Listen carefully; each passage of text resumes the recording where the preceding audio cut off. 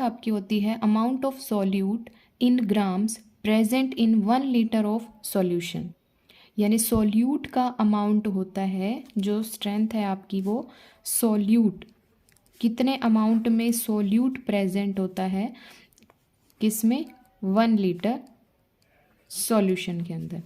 इसको हम डिनोट करते हैं कैपिटल एस से, और अगर इसका फॉर्मूला हम देखें तो क्या होता है, S is equal to weight of किसका अमाउंट, सॉल्यूट का, weight of solute divide by volume of solution. अब हमने कहा ये किस में होता है, ग्राम में, तो ये भी हम किस में लेंगे, ml में। इसके लिए हम यहाँ 1000 से इसमें मल्टीप्लाई कर देंगे, तो इस हिसाब से इसकी यूनिट क्या हो जाएगी आपकी, ग्राम। अगर हम ये सीधा 1000 और ये ना लगाएं तो ग्राम पर लीटर, ठीक है। इसको एक्सप्रेस करते हैं हम ग्राम पर लीटर में। जो ये हम ml में कैलकुलेशन करते हैं ये सिर्फ हमारी कन्वीनियंस के लिए होती है, ताकि कैलकुलेशन जो है वो ईजी हो जाए। अदरवाइज़ इसकी यूनिट अगर हमें पूछी जाए तो हम कहेंगे ग्राम पर लीटर। वैसे आप चाहो तो ग्राम पर ml भी लिख सकते हो। नेक्स्ट है इसमें नॉर्मेलिटी। स्ट्रेंथ के बाद आता है आपका नॉर्मेलिटी। जैसे आपने मोलैरिटी किया, सिमिलरली नॉर्मेलिटी भी उसी तरीके की होती है। बस फ़र्क सिर्फ इतना होता है कि जहाँ पे आप नंबर ऑफ़ मोल्स ले रहे हो, यानी कि आप फॉर्मूले में क्या लेते थे, मोलैरिटी में नंबर ऑफ़ मोल्स लेते थे ऊपर, ये हमने करवाया भी था कल। इसमें ये आपका नंबर ऑफ़ मोल्स लेते हैं इसमें। बस यहाँ पर आपका क्या हो जाएगा, मोल्स की बजाय ग्राम इक्विवेलेंट, यानी अगर हम नॉर्मेलिटी की बात करें तो उसको कैपिटल N से रिप्रेजेंट करते हैं हम, और इसका फॉर्मूला हमारा क्या होगा, नंबर ऑफ ग्राम इक्विवेलेंट। यहाँ आप क्या लोगे, ग्राम इक्विवेलेंट किसका, सॉल्यूट का, divided by similar volume of solution in litre, ठीक है।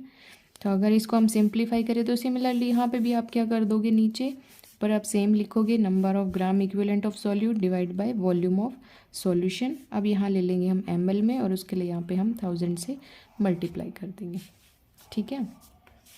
अब ये बात आती है कि ग्राम इक्विवेलेंट हम निकालेंगे कैसे। तो इसका हमारा जो फॉर्मूला होता है ग्राम इक्विवेलेंट का, वो फॉर्मूला आपका होता है मास ऑफ, ग्राम इक्विवेलेंट की बात कर रहे हैं हम, फॉर्मूला होता है मास ऑफ सॉल्यूट, या वेट कह सकते हो आप, डिवाइडेड बाय इक्विवेलेंट मास। ये आपका, इसकी जगह पुट कर दोगे आप किसको, number of gram equivalent of solute की जगह पे।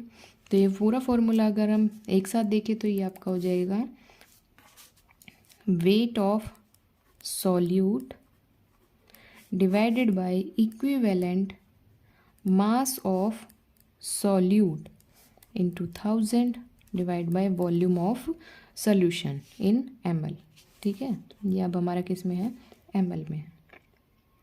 तो जैसे आपकी मोलैरिटी टेम्परेचर के साथ चेंज होती है उस पर डिपेंड करती है, सिमिलर आपकी जो नॉर्मलिटी है उसमें भी यही डिसएडवांटेज है कि ये भी टेम्परेचर के साथ चेंज होती है, ठीक है। और अगर इसकी यूनिट की हम बात करें, नॉर्मलिटी की यूनिट क्या होगी, तो इसकी यूनिट होगी आपकी ग्राम इक्विवेलेंट पर लीटर, ठीक।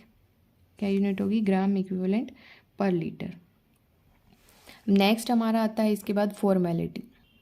इसमें ज़्यादा डिफरेंस नहीं है। फॉर्मेलिटी का मतलब यहाँ पे है जहाँ पे आप ग्राम इक्विवेलेंट ले रहे हो नॉर्मलिटी में, बस उसकी जगह पे आपको क्या लेना है, फॉर्मूला मास लेना है। इसको रिप्रेजेंट करते हैं हम कैपिटल F से, तो इसका फॉर्मूला हो जाएगा, यहाँ बस आपको ग्राम इक्विवेलेंट ना लेके क्या लोगे, फॉर्मूला मास किसका, सॉल्यूट का ही, divided by similar volume of solution in litre. और अगर इसको हटाना है, आप इसको ml करना चाहते हो, तो यहाँ पे 1000 से मल्टीप्लाई कर दिया जाएगा। तो ये आपकी क्या होती है, फॉर्मेलिटी। फॉर्मूला मास लेना है, यानी कि जो आपके आयनिक सब्सटेंस होते हैं, फॉर एग्जांपल जैसे NaCl है, जो कि Na पॉजिटिव और Cl नेगेटिव इस तरीके से एग्जिस्ट करता है। तो आपके जो आयनिक सब्सटेंस होते हैं उनके लिए हम ये टर्म यूज़ करते हैं, कौन सी, फॉर्मेलिटी टर्म, ठीक है।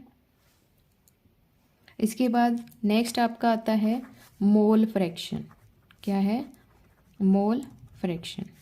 अब मोल फ्रैक्शन क्या होता है आपका, ये रेशो होता है किसका, मान लो आपने सॉल्यूशन में 2 कंपोनेंट लिए हैं, तो आपका जो एक कंपोनेंट होगा उसका हम मोल ले लेंगे, मोल ऑफ वन कंपोनेंट, ठीक है। और आपके जो दोनों कंपोनेंट मिल गए एक साथ मिक्स होके, तो वो क्या बनाते हैं, सॉल्यूशन। तो यहाँ पे आप क्या ले लोगे, डिवाइडेड बाय टोटल मोल्स कितने प्रेजेंट हैं सॉल्यूशन के अंदर, तो वो आपका क्या कहलाएगा, उस कंपोनेंट का मोल फ्रैक्शन। चलो हम इसको एग्जांपल से ले लेते हैं। फॉर एग्जांपल हम कोई बाइनरी सॉल्यूशन ले रहे हैं। अब आपको कल भी बताया था बाइनरी सॉल्यूशन क्या होती है, जिसमें दो कंपोनेंट होते हैं, यानी कि सॉल्यूट और सॉल्वेंट। तो चलो हम मान लेते हैं यहाँ पे हम सॉल्यूट को बोल देते हैं ए, सॉल्वेंट को बोल देते हैं बी। ये क्या हो गया आपका सॉल्यूट और ये क्या हो गया सॉल्वेंट। इसके नंबर ऑफ मोल्स को हम लिख लेते हैं Na और इधर हम लिख लेते हैं Nb। तो अब हमें निकालना है मोल फ्रैक्शन। एक बात तो ये कि मोल फ्रैक्शन को रिप्रेजेंट हम कैसे करते हैं, इसका सिंबल आपका होता है ये x, इससे हम इसको डिनोट करते हैं। तो मान लो हमें निकालनी है सॉल्यूट की मोल फ्रैक्शन, तो आप जिसकी मोल फ्रैक्शन निकालना चाहते हो उसके नंबर ऑफ मोल्स ऊपर ले लो और टोटल मोल्स जो आपके सॉल्यूशन के हैं उनसे उनको डिवाइड कर दो। तो ये आपकी किसके आ गए, XA यानी कि सॉल्यूट के। अगर आप सॉल्वेंट का इसी तरीके से निकालना चाहते हो तो यहाँ पे XB लिख दीजिए, ऊपर नंबर ऑफ मोल्स B के ले लीजिए और नीचे क्या आ जाएगा टोटल नंबर ऑफ मोल्स। ये आपका किसका हो गया, सॉल्वेंट के मोल फ्रैक्शन होगी। एक फॉर्मूला होता है इस तरीके से XA + XB = 1, यानी कि जो आपका सोल्यूशन होता है, सोल्यूशन का जो मोल फ्रैक्शन होता है जिसमें आपके सॉल्यूट और सॉल्वेंट दोनों हैं, वो हमेशा यूनिटी के इक्वल होता है, 1 के इक्वल। तो आप चाहो तो जैसे एक का आपने यहाँ फॉर्मूले से निकाल लिया तो दूसरे को सिंपली आप 1 में से माइनस कर सकते हो। जैसे XA आप ने यहाँ से पता कर लिया तो XA की वैल्यू आपको पता है, तो XB को निकालने के लिए आप इसको इधर ले जाओ 1 - XA। तो इस तरीके से भी आप इसको कैलकुलेट कर सकते हैं। तो ये था आपका मोल फ्रैक्शन, यानी ये कहाँ से आया ये अभी आगे हम डिस्कस करेंगे क्या होता है।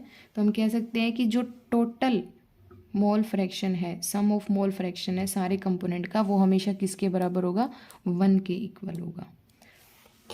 लास्ट इसमें आता है ppm।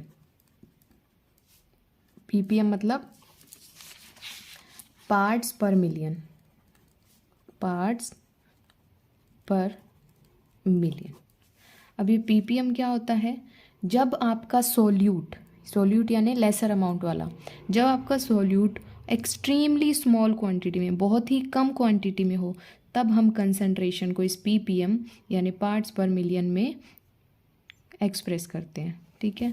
तो इसका मैथमेटिकल एक्सप्रेशन क्या हो जाएगा, अगर फॉर्मूला हम देखना चाहें तो इसका फॉर्मूला हो जाएगा आपका मास ऑफ सॉल्यूट, नीचे आ जाएगा total mass of solution, total mass of solution, और पार्ट्स पर मिलियन, मिलियन के लिए आप यहाँ 10⁶ से इसको मल्टीप्लाई कर दोगे, ठीक है। जैसे एग्जाम्पल हम देते हैं इसका, फॉर एग्जाम्पल आपको एक सैंपल ऑफ वाटर दिया हुआ है और उसमें 2 × 10⁻³ ग्राम ये आपके क्लोरीन के एटम प्रेजेंट है पर लीटर ऑफ वाटर, ठीक। तो इसका ppm आप कैसे निकालोगे, पर लीटर, पहले ही वाटर की दी हुई है, पर लीटर मीन्स 1000 किसका है आपका, 1 लीटर = 1000 ml, ये आप जानते हो मैथमेटिकल कैलकुलेशन के अकॉर्डिंग। ये किसका है आपका वाटर का, या जिस यूँ कहो कि इसके अंदर ये डिजोल्व है सॉल्यूशन का है, तब फॉर्मूला आप लगाएंगे ppm = सॉल्यूट आपका कम अमाउंट वाला हो जाएगा, तो आप ऊपर लिख दोगे 2 × 10⁻³ और total mass of solution, total mass of solution क्या है, किस में प्रेजेंट है ये, टोटल आपका जो सॉल्यूशन होगा वो है 1000 और इसको मल्टीप्लाई कर दोगे आप 10⁶, तो कैलकुलेट करोगे तो आपका आ जाएगा 2 × 10⁶, या आप इसको कह सकते हो 2 ppm, ठीक है। तो ये थे आपके कुछ मेथड्स जो कि कंसंट्रेशन को एक्सप्रेस करने के लिए काम आते हैं।